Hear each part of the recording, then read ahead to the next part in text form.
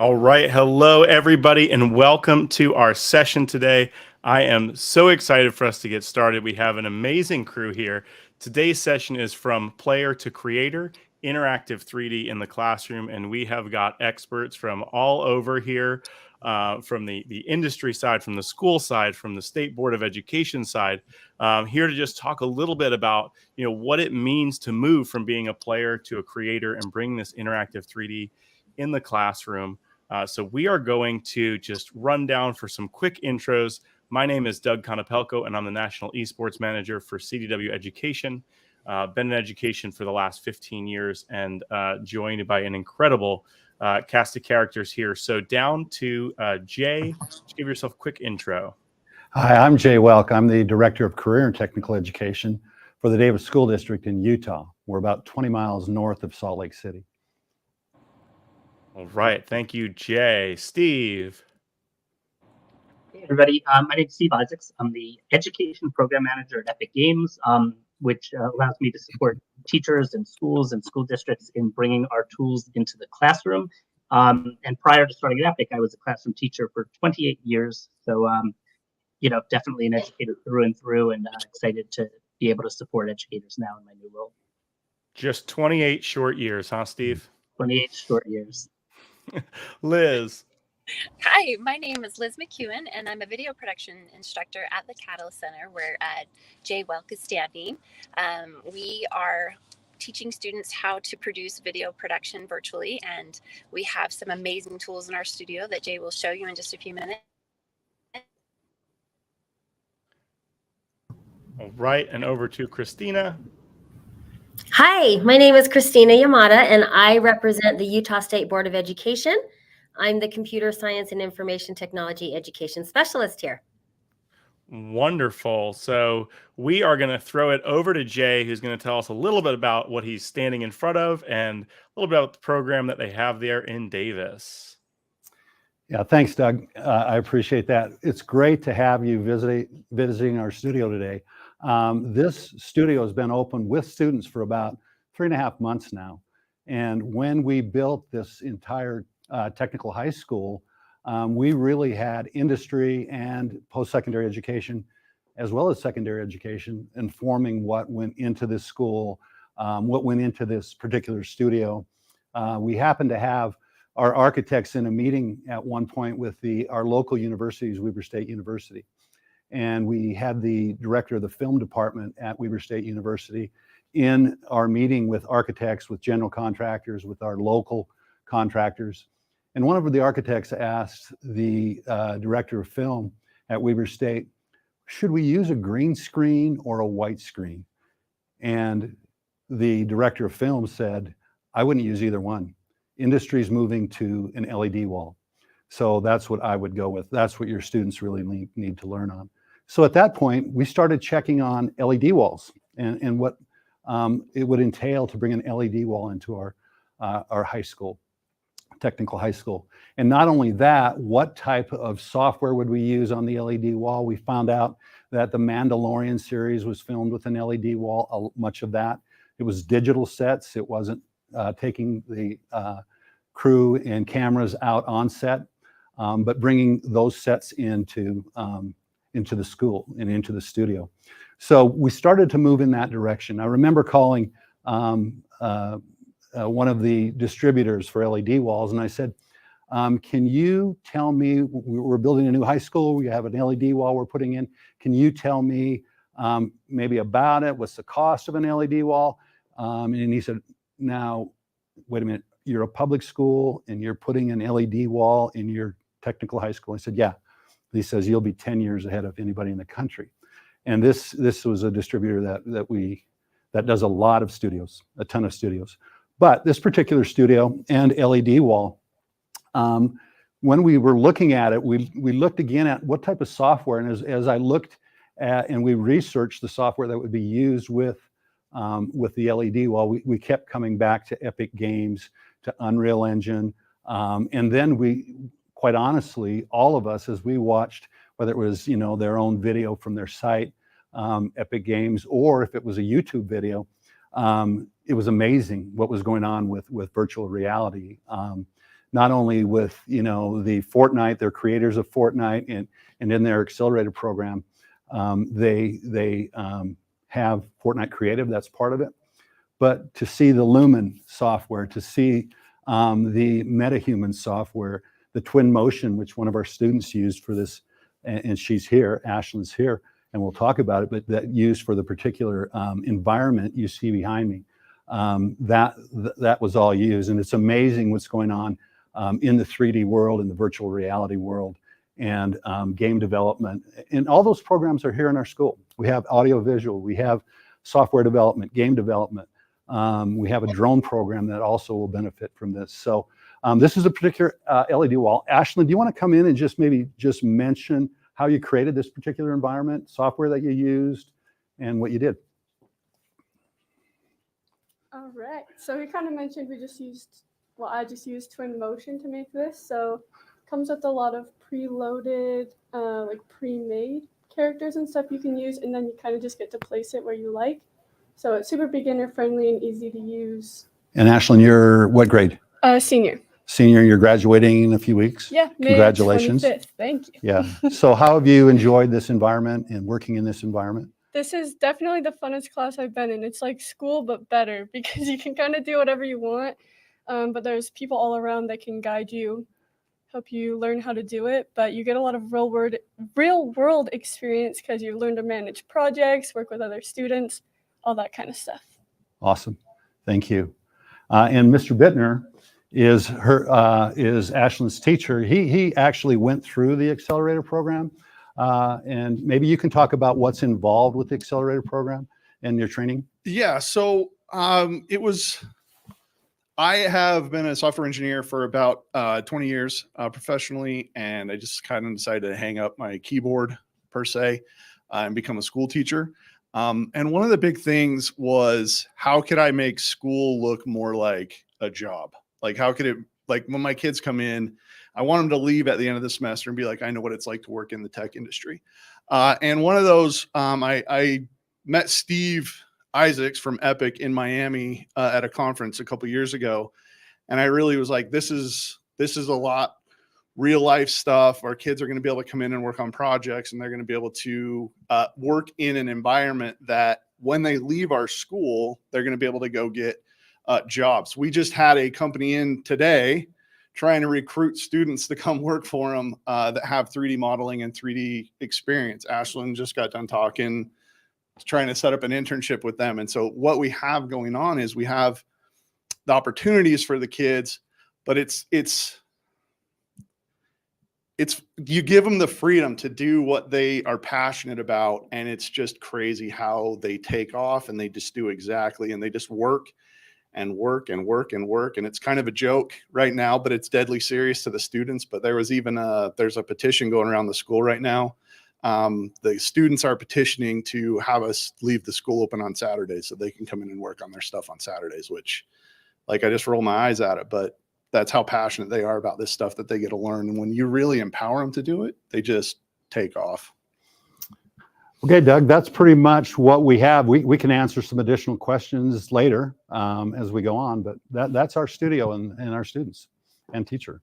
Perfect. So maybe take us through just, I mean, you've said LED wall a few times. Just take us through, what do you have there, right? So other than the screen itself, or what is it made up of? I know you've got a camera in the foreground there. So just take us through a little bit of what we're seeing on that end. Yeah, and Liz is here. Maybe I'll have Liz even jump in on this part. She's our video production instructor in here, but this particular camera that I'm standing by is a cinematic camera. It's a jib. So if you were to go and watch a filming of a movie, you would see this type of camera in there. This has on it a MOSA system, and you probably can't see this, but we have these stars or dots on the ceiling that the system here ties into the dots, which ties into the screen. So if, for example, I were standing in front, now if you were standing in front of a white screen or a green screen, it would be a static environment behind you. But with this particular system, as the camera moves, if I have trees behind me like this, rock formations, whatever it is, the shadows for those will also move. if I had sunglasses on and I had a reflection of light in my sunglasses, as the camera moves, the reflection of light moves. That wouldn't happen on a white screen or a green screen. So the environment looks like we're in, again, when we talked like a series like The Mandalorian, that environment looks like they're actually out on a set somewhere, but they're not. It's digital, a digital environment. So, and it's built in, and we're having advancing technology with virtual reality. So Liz, do you want to add anything about the MOSIS system with that? If she's on. Maybe we lost Liz. She is. Hang on. Let me get her back on the screen here, or at least on audio. Okay. Liz, just talking a little bit about the MOSIS system in the room. Sure. So, Jay, did you explain how the stars work and how it reads all that? So, basically, how it works is the MOSIS system. There's a plugin in Unreal Engine that allows us to use the camera tracking software alongside with Unreal Engine, and that allows us to focus both on physical objects as well as objects in the actual digital scene. And that allows us to blend both the physical and the digital realities into one shot, which is pretty amazing, right? We used to just be able to have green screen where you'd have to go back and spend several hours of production putting those images back into the background. And now you can film it live. And it just offers so many more benefits to the actors and the production team. And you can see even on this screen that Ashley's dropped different assets into it, different things, whether it's the waterfall or the person fishing on the boat. You can see the, the birds flying. She's put those into the environment, and she's created that. She's the creator. I just noticed the person on the boat the first time. I've been looking at that for a while now, and just noticed the person on the boat. Yeah. I tell you. So let's dive into a couple questions here. I think when most people see a setup like this, they're going to say, I mean, just like the manufacturer said originally, there's no way you could do that at my school, in my district. So I guess mostly leaning towards Jay and Christina because of your roles. How do you provide support when folks need things like this or programs like this in their school? Christy, do you want to say anything to start with? So yeah, that's usually the typical answer, right? If you go to a district and I'm going to do all this cool stuff and the district's like, no, for several reasons. So then they come to a person perhaps in my position or to the state, and we need to do what's best for students, right? We need to make sure that students have the opportunities to become players in this game, right? They're so needed. And so then it takes sometimes from the state saying, okay, the answer is not no, the answer is, how do we make this happen? So Jay is a perfect example, right? He takes the lead, he takes the initiative. We have to go to the IT department, whatever it takes to figure out how to make this happen. And sometimes it does take a little bit more than just somebody from the district. Jay has a lot, Jay has a lot of pull in his district. So he did a lot of this on his own. But for my other districts, the answer is always no at first. Come to me. Let's go and let's find the answer, because it's not no, it's what can we do now to make this happen? And so far, our districts have been very open to the possibilities. And so it hasn't been, I haven't had a real fight with anybody yet to make this come to fruition in other areas. Nothing is going to equate the Davis Catalyst Center because of that LED wall, because of the equipment that they have. But at least we can bring Unreal Engine into the state of Utah, which we haven't been able to do before. So. Yeah, maybe if I could just add a few things to what Christy said. When we built this particular building and the studio, we visited several schools. We visited some Houston area schools. We visited some schools in the Maricopa Education Centers in the Phoenix area. We went to the Kansas City CAPS programs. And this school isn't really like any one of those, but we've taken a little bit of every one of those. And I think what needs to happen is the mindset of the traditional school and the traditional school curriculum, the instructional delivery has to change. We have a tendency to see everything through the lens of when we went to school or when our children went to school. And we really need to start seeing education differently. And I think part of that starts with how we, the prototype of a school. Even with this school, the architects and contractors, like I said, they had a hard time envisioning our instructional model, which is very project-based, and had a difficult time envisioning this school. I mean, and even the furniture in here.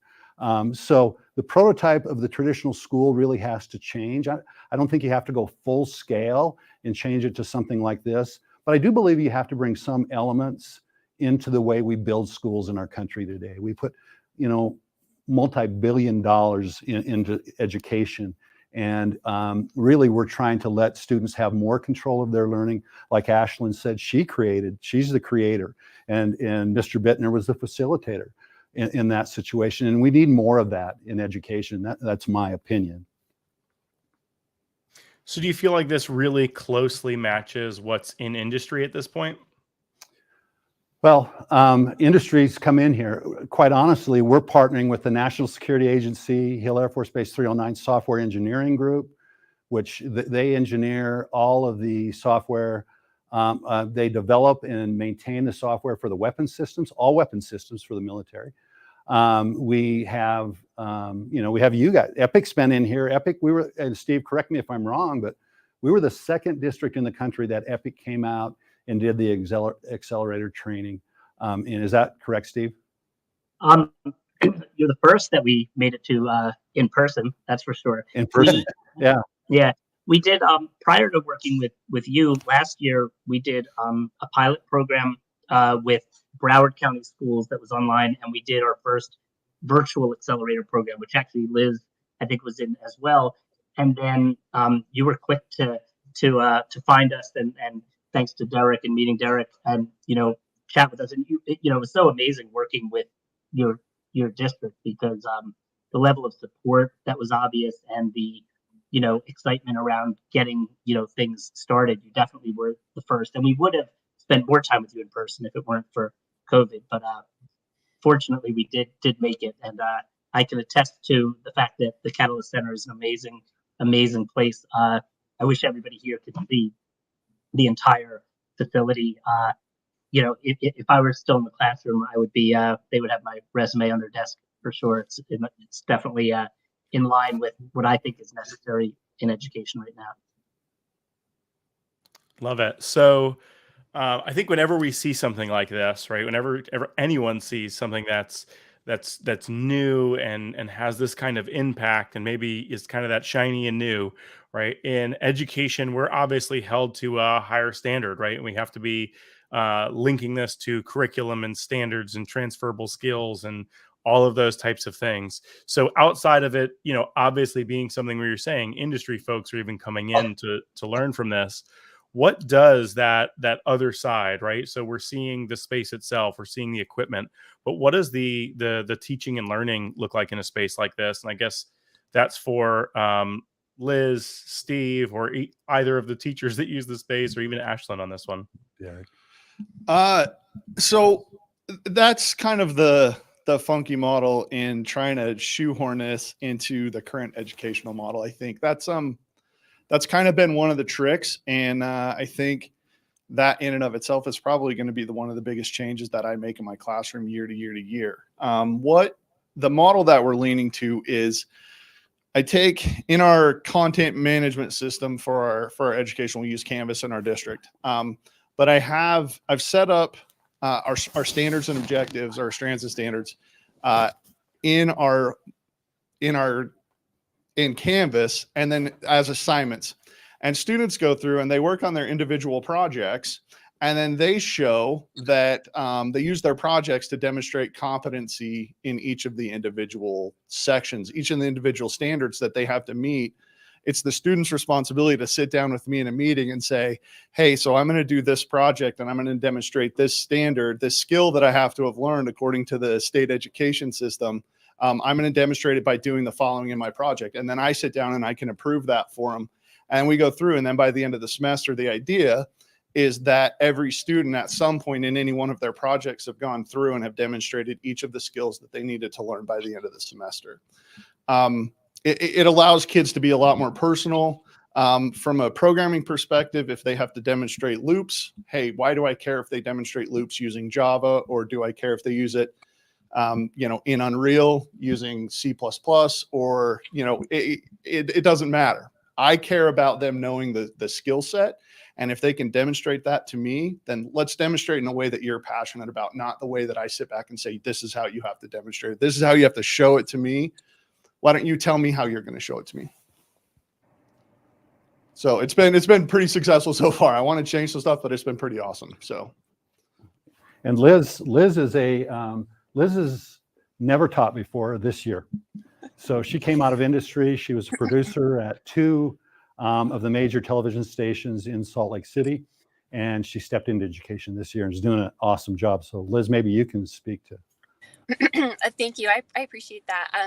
Coming from industry and then stepping into the classroom, it's just been very rewarding and eye-opening about what really happens in the classroom and then what can happen in the classroom.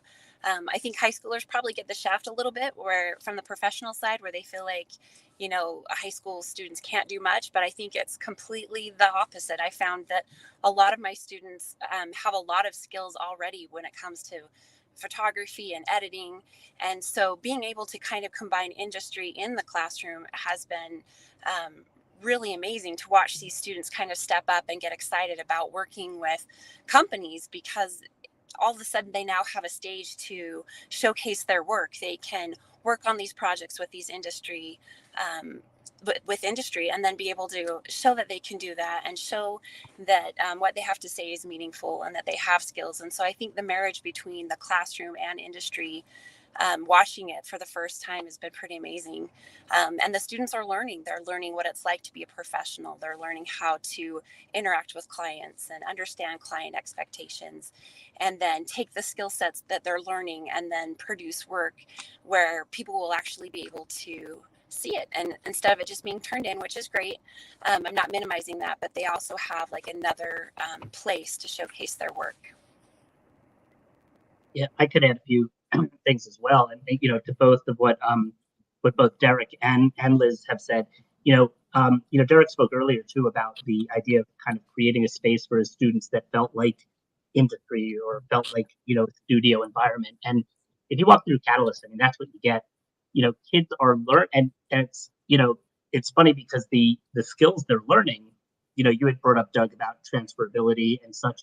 They're learning the skills for the job force. They're learning for an increasingly growing demand in a variety of industries.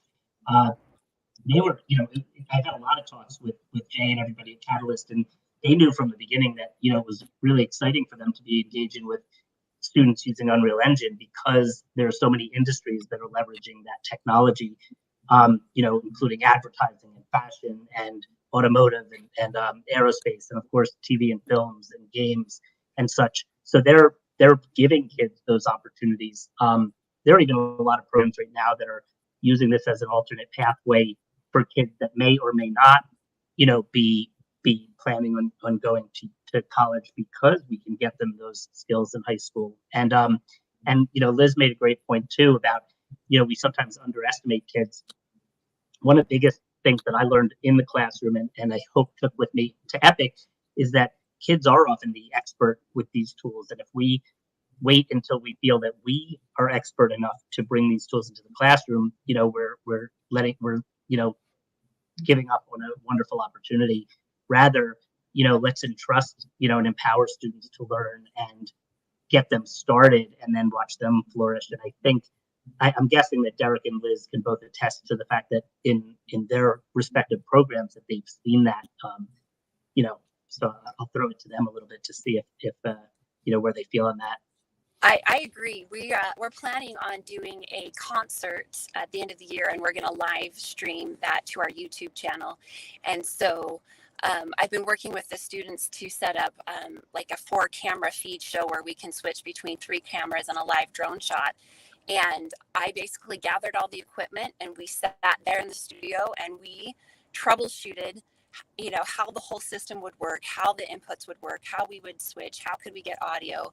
and all of those things. And the students, really got on there and helped me a ton with just little different things like, the YouTube channel and settings. And so I felt like with the students and I together, we're able to set up a live streaming situation that we'll be able to do in a few weeks. But the kids were a key part in that. They really understood a lot of the technical terms. And it was just surprising on how much they know and how excited they are. So we just have students that just can't wait to do this live stream for the concert. And it's all kinds of brand new technology that they are comfortable with just getting their hands on and trying and seeing what happens.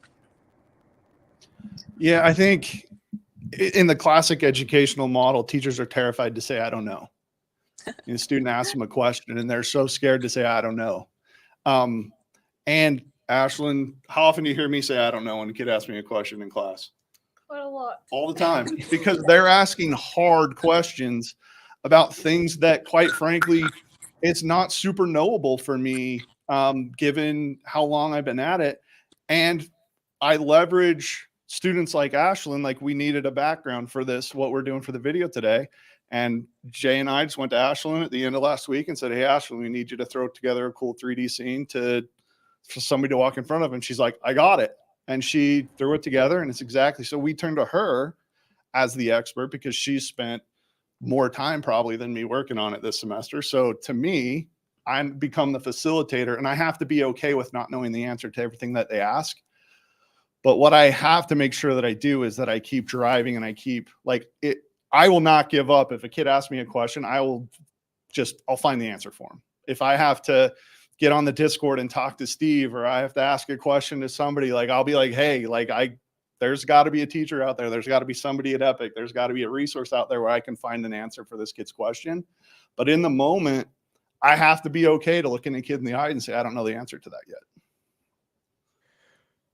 So I think, we've talked a little bit about the hardware. We've talked a little bit like programmatically what this looks like. Steve, maybe you can take us through a little bit around more specifics around the software, right? Because obviously that's a huge part of being able to operate something like this. Yeah, great point, Doug. And what's interesting there too is one of our goals has been to really kind of soften the learning curve and help teachers to be able to use the software without being intimidated.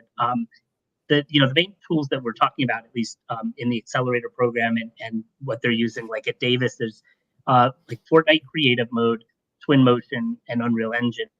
And Unreal Engine, well, actually, I think it was, I hope I'm having the student's name right. I believe it was Ashlyn, was talking about Twinmotion as being a great, easy, tool to get started with. And what we've come to really love and what we've seen educators really love about Twinmotion is that it gets people into that 3D environment. It allows you to create stunning, scenes. I mean, you saw what is behind Day and the group there in the Catalyst Center, and and really is great for visualization and digital storytelling and such, but in a very powerful way. And also what's so cool about like Twinmotion is you're adding things, but you're doing it with such easy, drag and drop, sliders to change the amount of trees and such.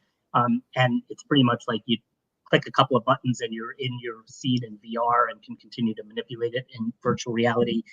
And then you have something like Fortnite Creative, which is also has that easy point of entry, and capitalizes on students' agency because they're already playing Fortnite. And again, I bring it back to that student expertise.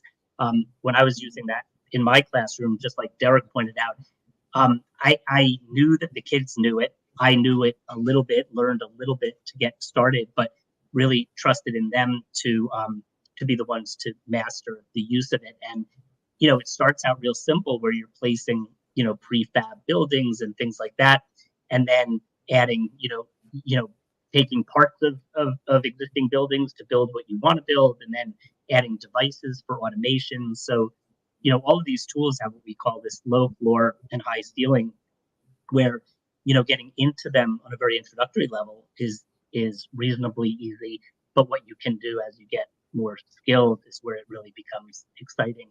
And even with Unreal Engine, which is often thought to have a steep learning curve. One of my challenges when I was in the classroom was that with that one, especially because I was nowhere near the expert, and kind of like Derek was saying, got a lot of questions, sat down with a lot of kids, searched for a lot of answers, and kind of figured things out, in a certain manner. It occurred to me that we needed, to provide resources that really help that onboarding.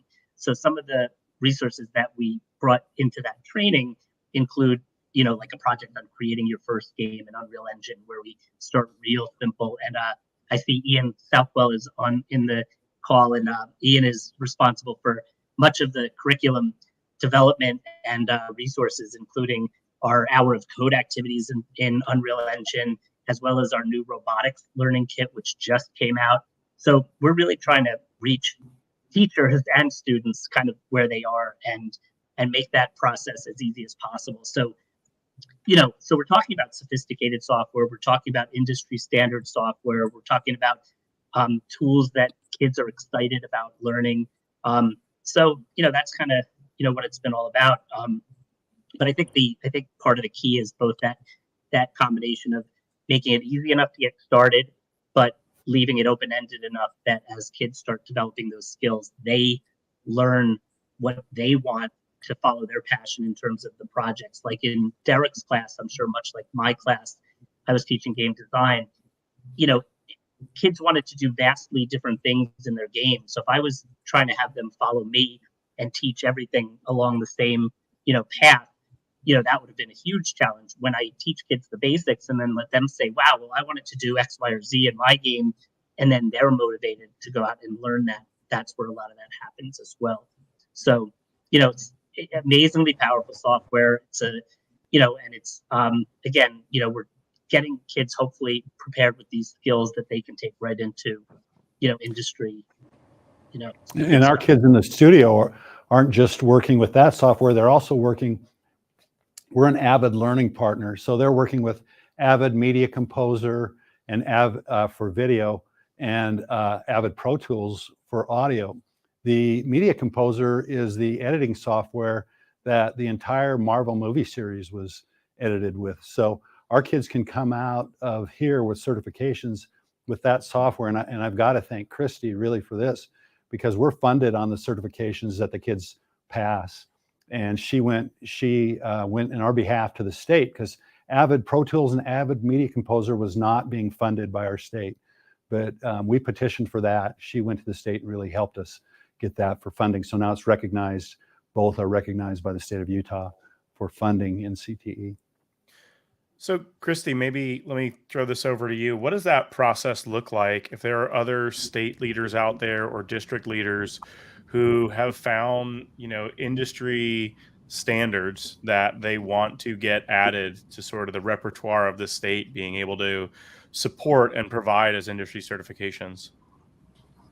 So every state's going to be really different. It depends. I mean, the funding's the same, Perkins funding, but we all have to follow the same requirements, but every state manages that differently. In Utah, we do require every CTE class take a state skills exam at the end of the semester.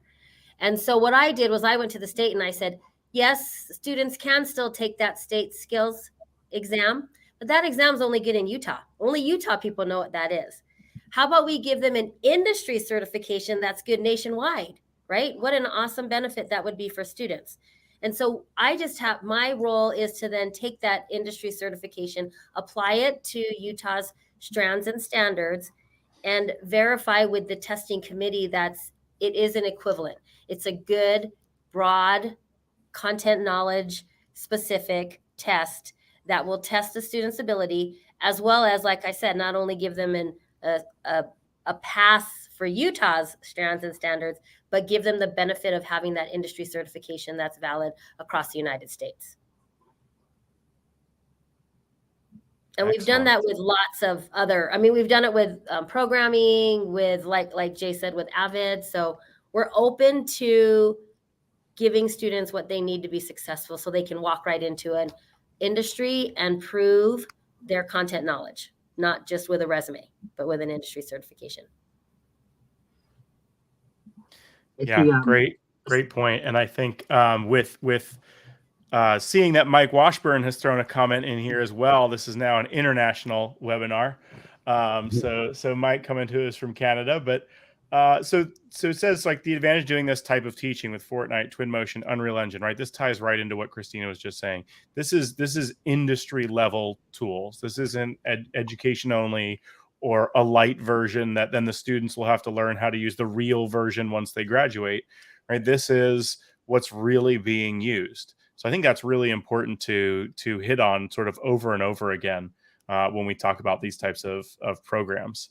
But Steve, with that being known, right, that also means that it might be, like you said, low floor, high ceiling. So it might be easy to get started with, but these are really complicated tools.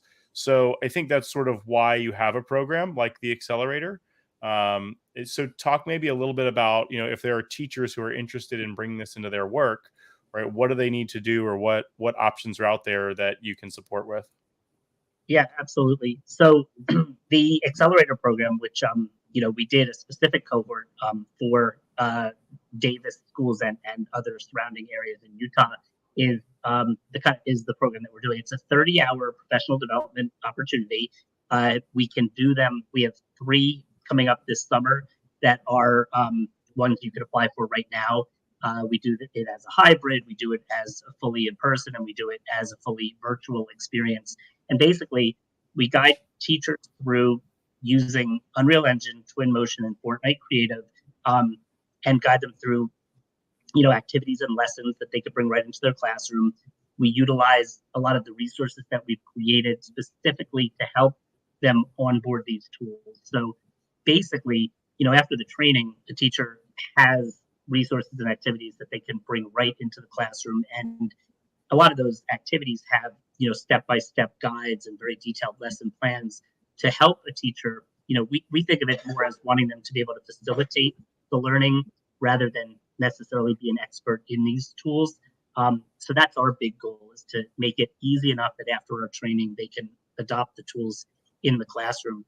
And we also have a number of, training providers that can also offer this. So like in the case with Utah, we've been working with other states to bring the training on a state level, or with large school districts to bring it on a district level.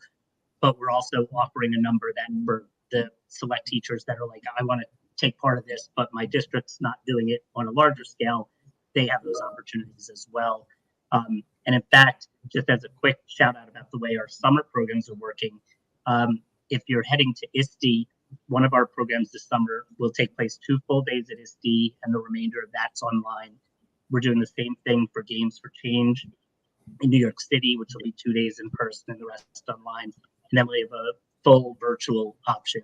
And we don't charge anything for any of these trainings. So if you're, coming as an individual, or if you're coming with a large school district, that's one of the nice things. And, I think it helps support bringing it in, And Steve, maybe if I could say, them coming, it was Steve and Kathy and Brian and Ian, and that cost Davis District nothing. We did not have to pay for that training. And like you said, 30 hours, it cost us nothing. The software itself is open source, so the software is free. It really was outstanding for us. And from the teacher side of it, so I was a software engineer and done a lot of web development, so I'm really comfortable with graphics and stuff. And I did some pretty crazy things in the training. Like, I was doing some really cool stuff, but at the same time, I was sitting next to a history teacher who did not nearly have the technical background that I had. And he also did some just stunningly cool stuff. And he had no computer science background at all. And by the end of the series, he did some really awesome stuff for his history class. So Liz, I think you also have worked with the tools, right? So what do you think? I think, so for someone that didn't have any experience in Unreal Engine, after going through that week training, learning Twinmotion, Unreal, Fortnite Creative, I think Steve's team has the ability to help new users who don't have any experience in the software, as well as like Derek, other teachers who do have quite a bit of experience in the computer science, or the software background. And so I really like the opportunity to really learn those programs from the ground up and really see the possibilities that those programs offer teachers to really make their education a really engaging and enriching experience, because those tools are so powerful and they offer a lot of different ways to teach your classroom and make it relevant to students. So I think when you say, oh, we're going to be working on Fortnite Creative or Twinmotion or some of those different programs, I think students get really excited because they use those tools all day long. And so to be able to use, you know, Unreal in the classroom and then make it relevant for what they're learning inside the classroom is just a win-win. And so that training for me was really eye-opening, that you can use Unreal Engine in different ways in your classroom and get a higher level of engagement than you typically would. So I thought it was a great training. I really was grateful for the opportunity.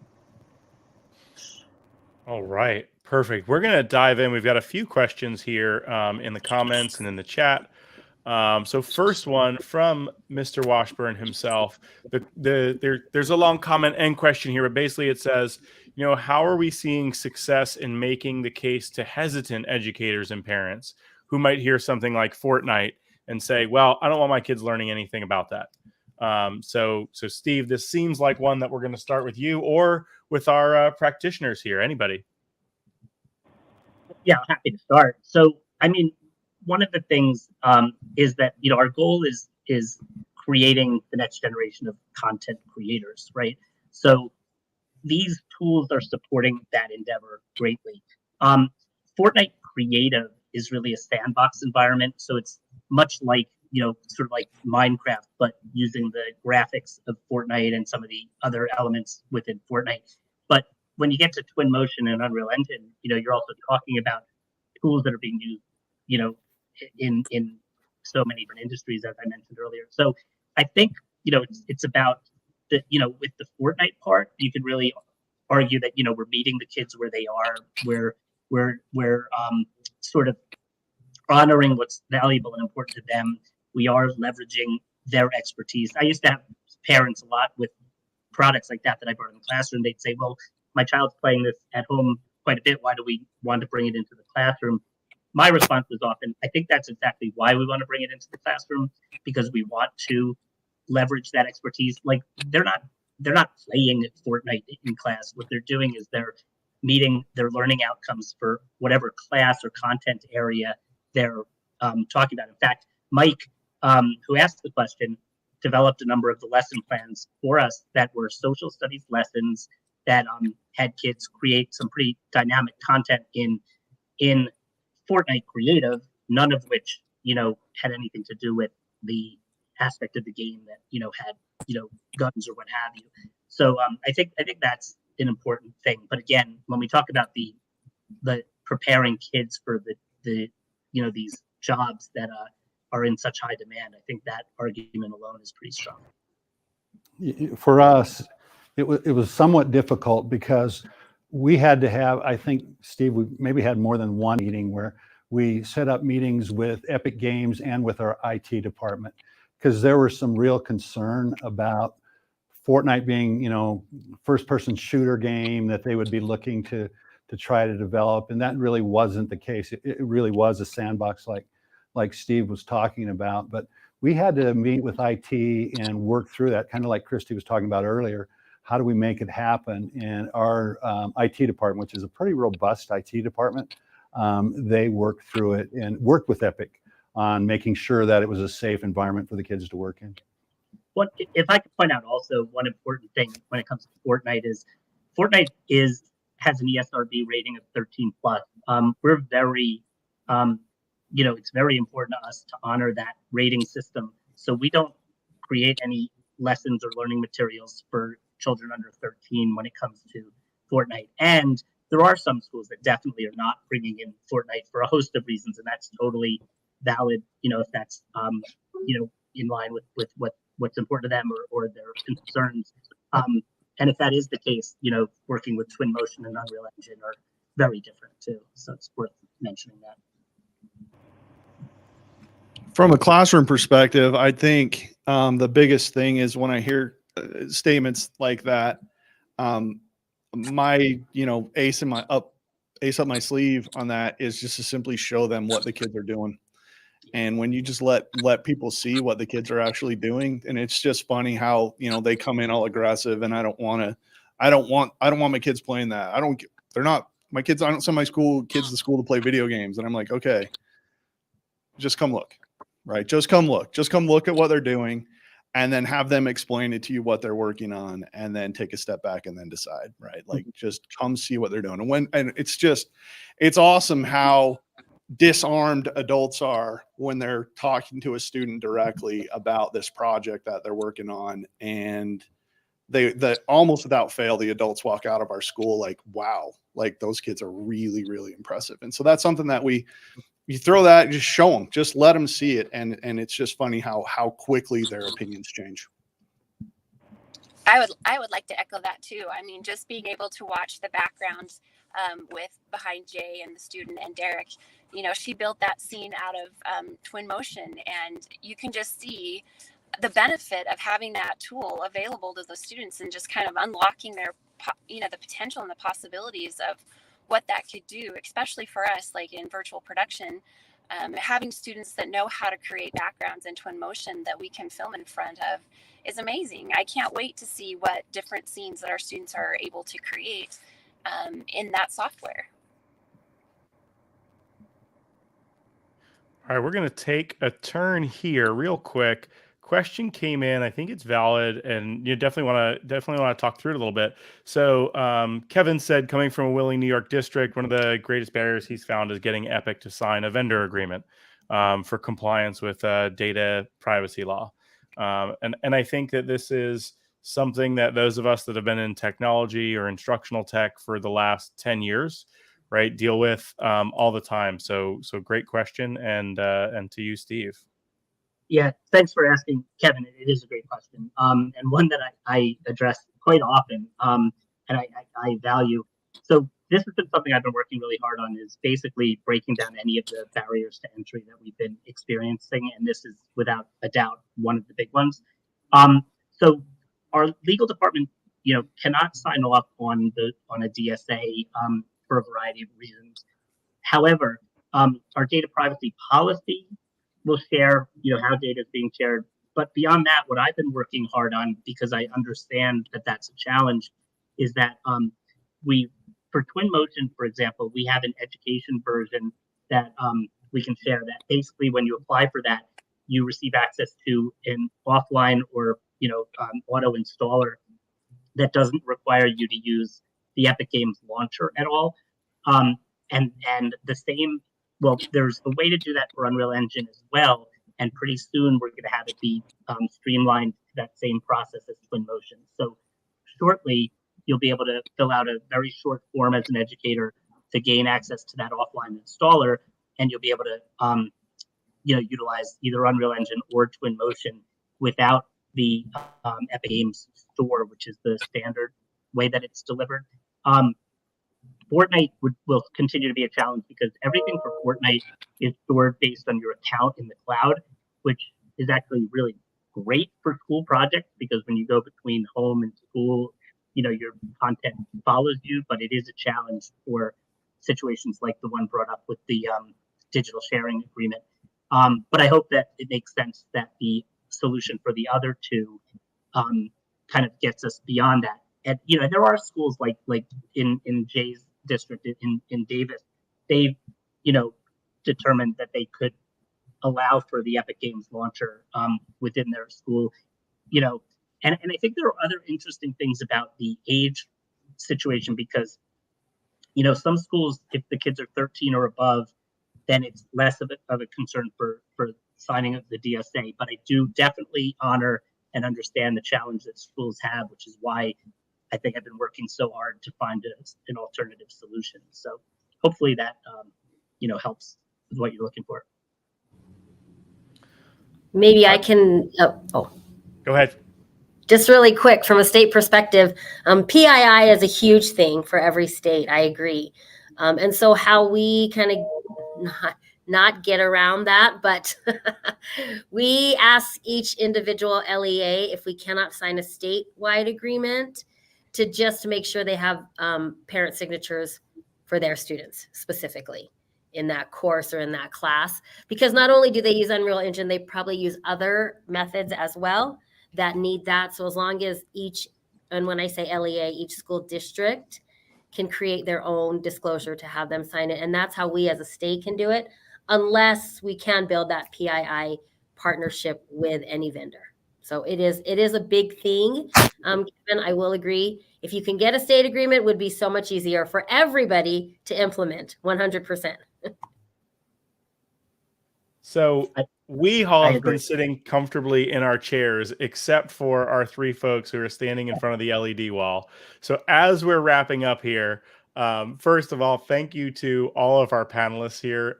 This was incredible. Thank you to Ashlyn, who probably didn't know like an hour ago that she was going to be standing in front of her creation for an hour on screen. So huge thank you to everyone. Virtual round of applause there. Wonderful scene that you created, and thank you for sharing your work with us here and with everybody who's watching. Any last minute things that folks want to throw in there for schools or for folks who are trying to bring this into their work before we wrap it up? One thing I might say, to educators or, technology specialists or leaders, Christy mentioned a little bit about, these types of things can be shut down from the person right above me. And you really have to have the support from district leaders in order to be able to do things like this. But again, we're doing it to create opportunities for students, let them have some say in their education. And we feel like it's a good thing.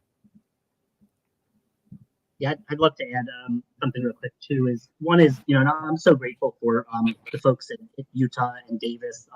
We've had such a wonderful relationship, and I love the fact that I get to work with educators all the time, and we want to share a lot of those stories. So, one thing I'd like to share real quick, and hopefully it'll get dropped in the chat, is we have a community Discord server for educators interested in kind of communicating with one another, and we've built a great community of about 2,000 or so educators.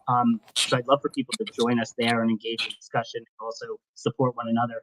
And also, in the spirit of hearing more of those teacher stories, coming up pretty soon, I'm excited to announce that we're going to have a podcast launching that's going to be specific to that purpose of really being able to hear the voices of some of the teachers that have been having hopefully wonderful experiences with these tools in the classroom, and looking forward to that launching. So thanks again for having us and for having this happen today to Doug and company. Well, thank you everybody so much. Thank you for those of you on the panel. Thank you for those of you that have tuned in. We'll make sure to drop all of the resources that Steve was sharing, as well as links to any information from anybody who was on here that wants it. We'll put that in the comments. This will live on the Focus on EDU channel on YouTube. And also wherever you're currently watching it, you can always go back and see it. But so thank you so much for being a part of this, and we're so glad we're able to put this together.